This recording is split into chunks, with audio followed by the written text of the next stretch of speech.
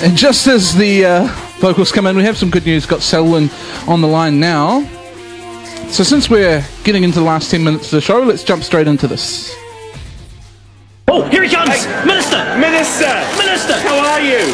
Minister! Answer! Well, how's your wife? Answer the question, Minister! Counter-Clockwise with Selwyn Manning from livenews.co.nz.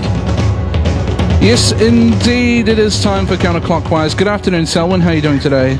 Yeah, very good, Lucas. Thank you. Very good, excellent. Now, all right. So the big story this week has been, of course, the deaths of these two troops in Afghanistan.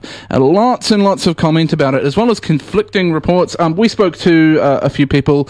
We had a disgruntled New Zealand soldier talking to us, upset, that John Key's the one going around talking about these deaths and being, very somber and revealing the names and all that kind of thing.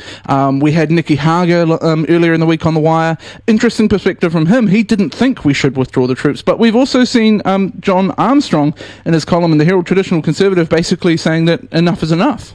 Yes, exactly. And we've got to remind ourselves too that the two New Zealand soldiers that were killed in this Taliban ambush, they were accompanied by 6 others that were severely wounded. One is in a critical condition but stable, still in Afghanistan, and the other 5 are in Germany at the moment in hospital. There were 4 other Afghani security officers that were also killed in that attack. Now, what is clearly happening there, if you just cite John Stevenson, New Zealand's at this time most celebrated investigative journalist in this field, and he's currently running the bureau in Kabul in Afghanistan for McClatchy's agency, which is one of the biggest in the United States. Now, John has reported overnight that a UN report, for example, showed that civilian casualties are down by 15% compared to June to July last year. So those figures are 3,099 casualties. Out of those, 1,145 were killed, and that is down, the civilian casualties. That's the UN report. But John Stevenson also reported in the same report that United States officials are even saying that that's a hollow trend, that more enemy attacks in June alone have been recorded than any other month since the stats began in the Afghanistan war. Now, Taliban contact that John Stevenson also contacted, he said the reasons for the civilian casualties being down in Afghanistan is due to the Mujahideen targeting military and security personnel as opposed to civilians. So you can see that some politicians will say, well, the UN reports are saying and showing that their trend is improving for civilians, but what these reports are saying was that's irrelevant, it's more targeted now, and things are going worse. And I've just got to underscore that John Stevenson and his work up in Afghanistan, particularly with respect to New Zealand's troops in Bamyan province, has been showing that things are getting worse fast. So this is the challenge, yes, and you underlined there, Lucas, that John Armstrong, the New Zealand Herald's most respected columnist, very conservative antennae he has running there, and he is saying basically that the New Zealand national-led government needs to actually pull them out, and it needs to pull them out soon, very soon. It must be a very difficult choice. It's a bit of a quagmire, really, because if you just run away as fast as you can, you could end up leaving the country in a very, very bad position, but obviously we don't want to keep our troops there endangering our own safety.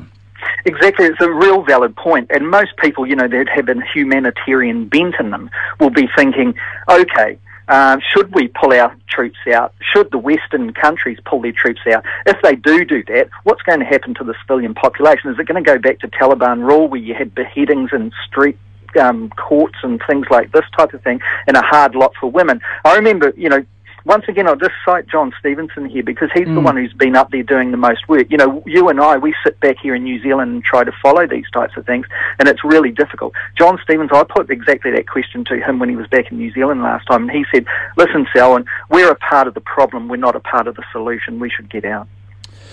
It's very interesting, and I suppose there's also a level of wanting to find out what the Afghanistan government would need. Do they want to be looking at trying to fix their issues themselves? Do they necessarily want outside intervention anymore?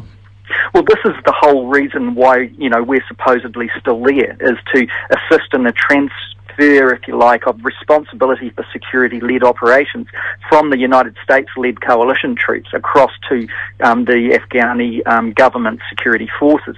And apparently that's why we were still there in Kabul with our SAS, kind of training them up and training pockets of them up in that regard.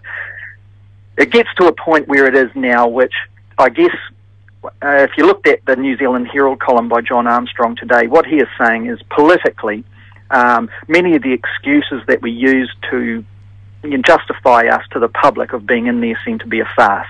And he's kind of alluding to the fact that, you know, the real reason why we were there was, you know, to get, meaning New Zealand over there, was to get closer and cozier with the United States on defence and security issues. He is saying, to be frank, we've achieved that, we're closer to them now, so let's pull our troops out. Got to remember the United States and Australia and Britain have all indicated they're going to be pulling out. It's not like New Zealand is, you